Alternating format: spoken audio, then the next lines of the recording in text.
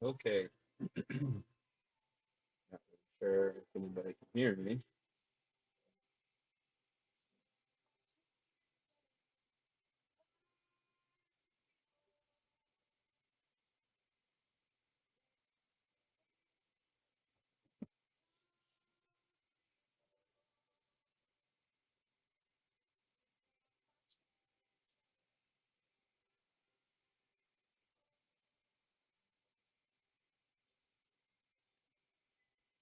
1 second.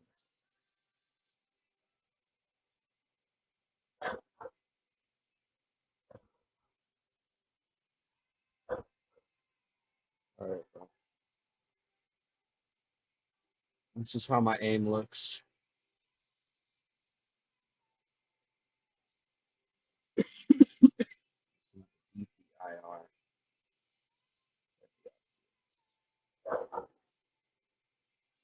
with an AR.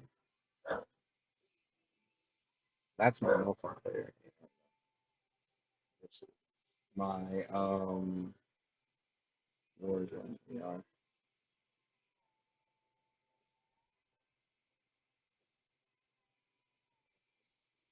The blueprint. That's why there's little scratches and stuff.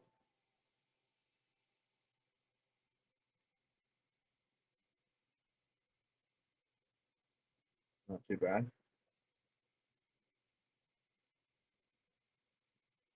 It's all freehand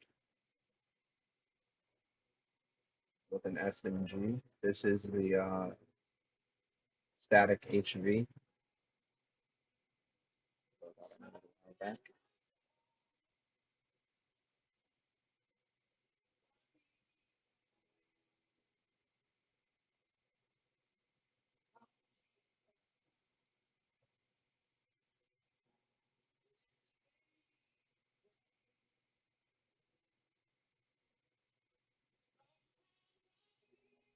As you can see, clearly it's more of a short range weapon, but it works.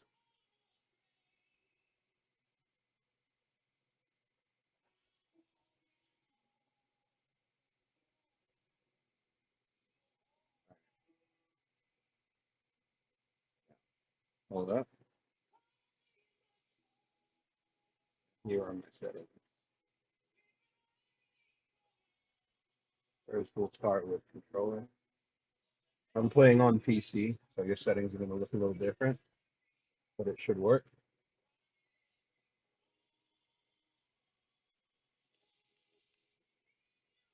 I switch my melee button, crouch button, find that easier.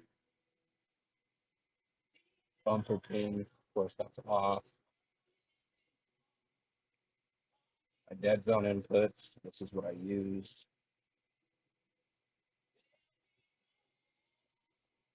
All right, check on my gaming. See this tab right here? Not many people will tell you that that's very important, actually. Yeah, put it at one.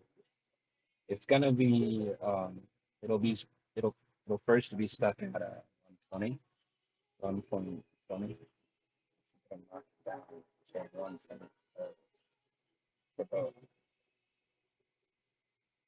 Normally, people tell you start with 80, but I found that I like to use 0.65 because I have my sensitivity up kind of high.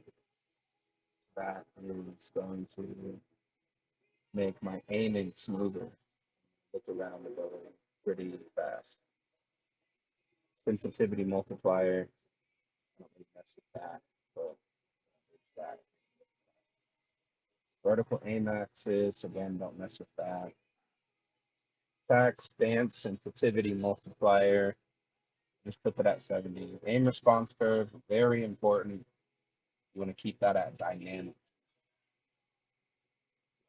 Aim response curve, slope scale. Some would tell you, oh, put it at 90, but doesn't really help, in my opinion. So just keep that at dynamic. ADS sense multiplier, focus, put that at 80. I don't really know what that does. ADS sensitivity, transition timing, instant, so you can snap the targets quicker. I don't really mess with custom sensitivity for zoom, but you can do that if you want. Target aim assist. I basically gives you aim assist. That's important. I actually use Black Ops, so that's my aim assist. Black Ops. Some would say default is better, but I find Black Ops is stickier. Helps you stick to targets better. Third person ADS correction type. I don't really mess with that. Um,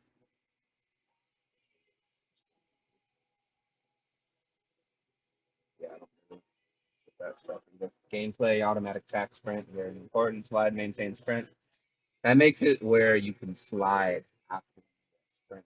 So, like, I don't know how to explain it. So when you're sprinting, and you can slide, and you maintain your sprint after you slide, after you do the slide cancel. Tack sprint behavior, single tap, automatic airborne and ground mantle. Very important to make sure you have ground mantle on. Automatic airborne mantle, you want to keep that at partial. I don't mess with that. Slide behavior, slide slash dive behavior needs to be set to hybrid. You don't want to be stuck in the slide only position. There's not much of a lag anymore. Before I used to use slide only, but they fixed it. So now there's no lag. So I use hybrid. Plunging underwater, you want to have that at 3. Parachute, automatic behavior, you want to have that off so you can drop down as quickly as possible. Sprinting door bash, that needs to be on. Ledge climb behavior, movement based, of course. ADS, aim down sight, behavior, hold, change, zoom, activation, sprint, equipment behavior, hold, blah, blah, blah, blah, blah. Let's look at all this again.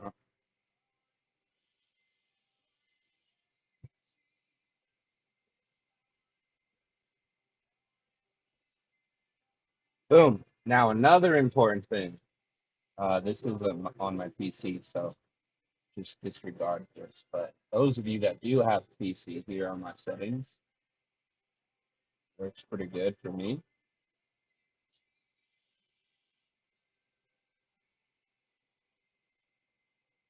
Graphics look so much better. All important stuff. So make sure you pause the video if you need to see. My field of view. So this part, this is important. You want to have your field of view set to 118. If you set it to 120, it's going to limit your what's it called? Your aim assist. So you're going to set it to 118. ADS field of view, affected, of course. Weapon field of view. You want to be able to see as much around you as you can. So you want to make sure that's wide. There was a glitch in Modern Warfare 2 where everything would look really weird, but they fixed that. So now set it to wide. Trust me on that. Field of view wide, third person 90. Film grain 0, world motion blur off, weapon motion blur off, least, third person ADS. Boom. Audio, so you can hear those footsteps. Again, I have PC, but if you're using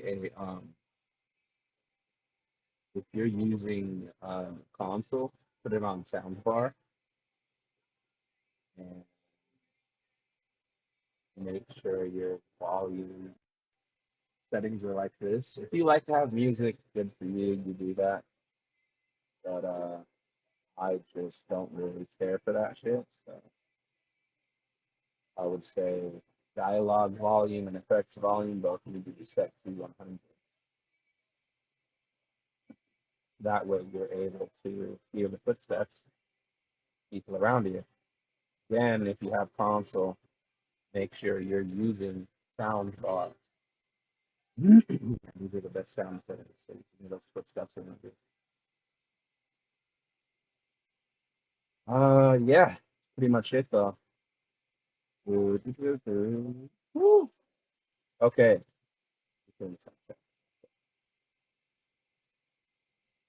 This is all the way up. What the heck? Set to put that at 80. Sorry, disregard that. Subtitles, again, I don't really mess with any of this other shit. Interface, feel like there's something important. Oh yeah, color customization. That's also very important. Um, so I customized these on my own. I just made it the brightest color for each. That way I can see. Um, but color filter settings you're gonna want to do filter two, color filter target. You're gonna set that to both, and world color intensity 100 on each. That's very important. Best graphics. That's for console and PC. What is it?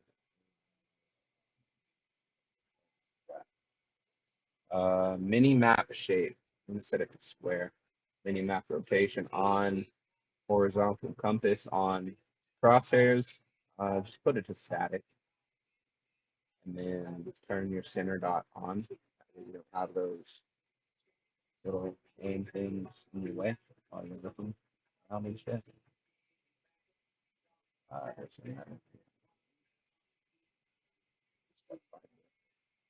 HUD bounds. That's what it is.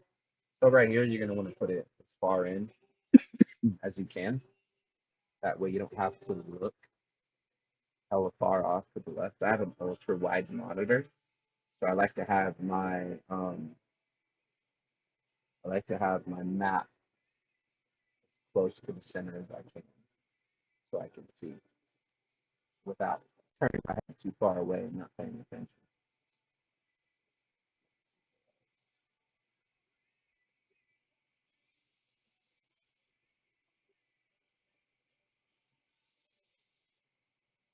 Yeah, man, pretty much it. Let me show you some of my loadouts. This is my multiplayer loadout. But if you want the fastest TTK, the fastest time to kill, you're gonna want to use the NCW, and this is the class setup that you use. It has the quickest knockdown, and it's converted to an SMG. It's really good, very minimal recoil. Let's try it. Yes, that's really me aiming. There's no bullshit there. Boom. It's not that hard, so just gotta hold down the right stick. So you gotta learn the. When somebody says there's no recoil, like of course there's recoil. Hold on, let me. Of course there's gonna be recoil, but what you have to do is see how there's a shot pattern right there. How it goes up. You want to do the opposite. So if it goes up and swings right, swings left, you're gonna want to hold down left. You know,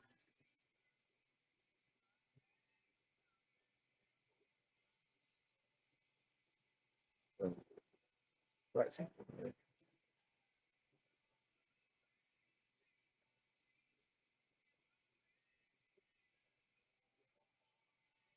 That's probably the best. Um, it is. It actually is. It has the best PPK out of all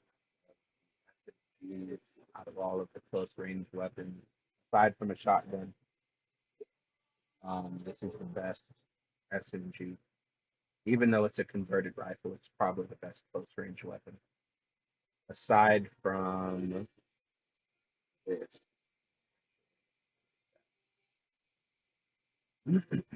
So then there's this. The Reclaimer has crazy knockdown power.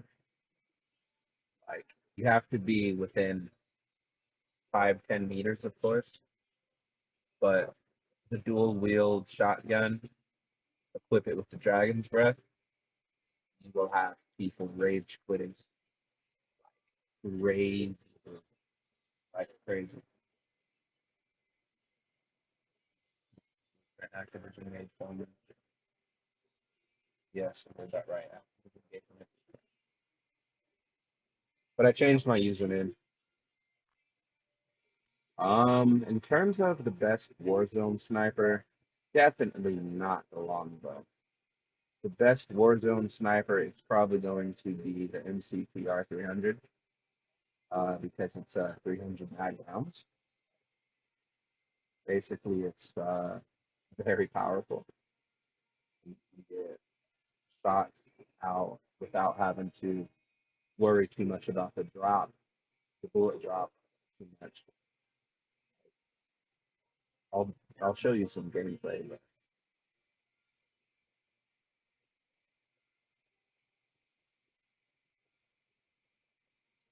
pretty good. Uh, Plates.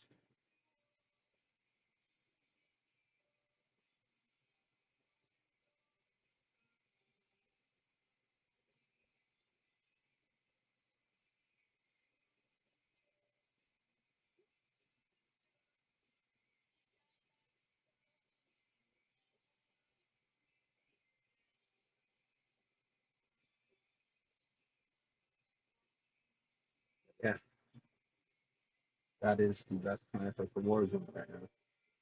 Quick scope sniper, probably the longbow or the Car 98. I want to say the longbow though, just because I'm a fan of Phasey. Phasey scope gave me this really OP class. I'm sharing with you now. Um, I love it. It's pretty fucking good. You need to try it. Really good. I promise it's good. Show you how it works for a sec. Hold on.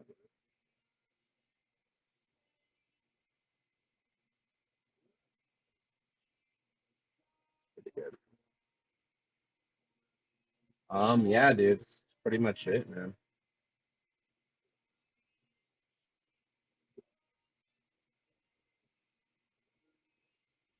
Thanks for tuning in. Hope you're doing well. Much love.